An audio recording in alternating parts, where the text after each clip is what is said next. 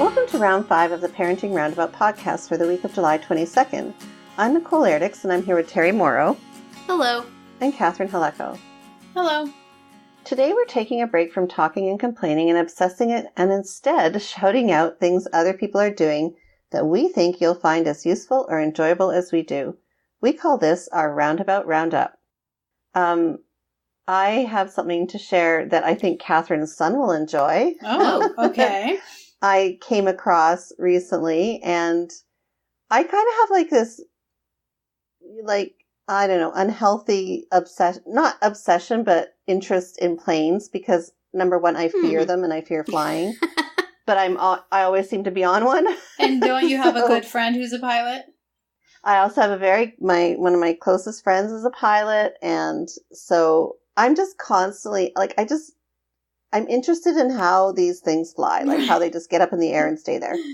Anyway, one of my favorite things to do too is to, like, if we're near an airport or whatever, I like to watch them take off and land. Mm-hmm. So I just came across this YouTube site, and it's called Cargospotter. Mm-hmm. So it's one word, and it's a YouTube channel, and it's just planes that are doing landings and takeoffs, but in difficult situations. Oh, okay. Yeah. So landing during a crosswind or, taking off at a steep vertical incline and, because sometimes you're on a plane and the takeoff might be steeper than usual and okay, what's how this are all they about? doing this?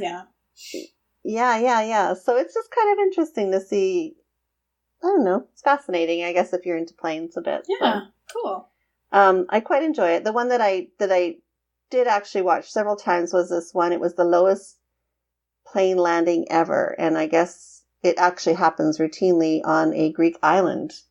I can't even say it. It's Skiathos, but apparently the plane lands within, a few 100 feet of a public beach. So, yeah.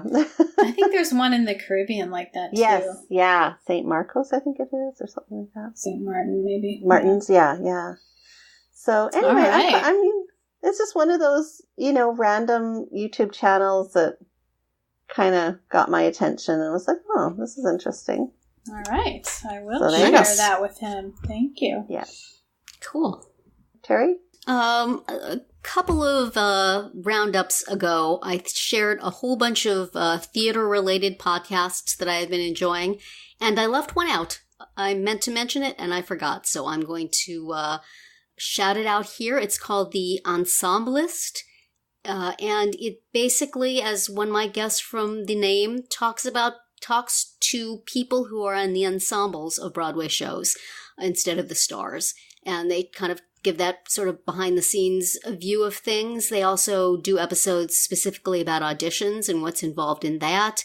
They talk to people who are just graduating from college theater programs about their transition into, the professional industry. And it's the length of them isn't too bad, and they're just really enjoyable. And I feel like I'm learning a lot. And it seems like just a really nice, different approach to really finding out what goes on in stage productions. So if you are looking for that sort of thing, and if you enjoyed some of the ones I mentioned before, add this one to your queue also. I think you'll enjoy it.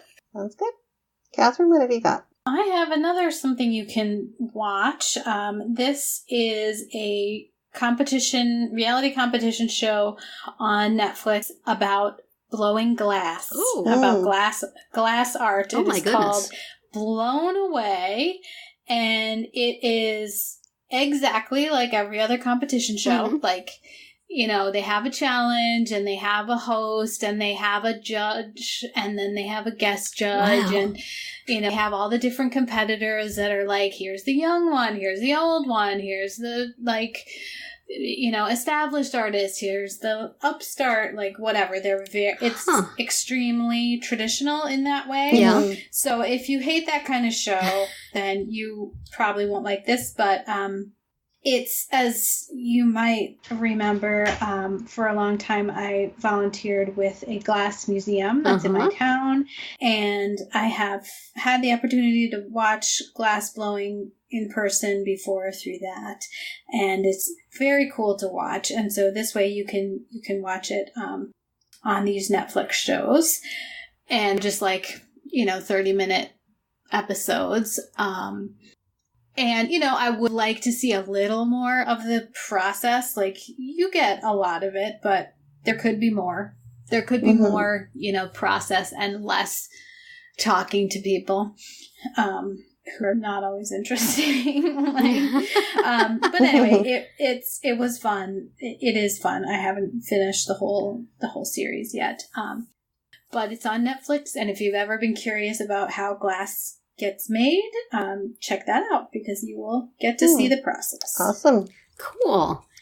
And that will be it for another week of Parenting Roundabout. If you missed any of our earlier episodes this week, look them up on iTunes or wherever you get your podcasts to hear what we have to say about adult milestones, mom bragging, kids' manners, and our own, I guess, and what we're watching on TV. You can also find all our episodes at parentingroundabout.com and talk back in the comments there on our Facebook page or on Twitter, where you'll find us at Roundabout Chat.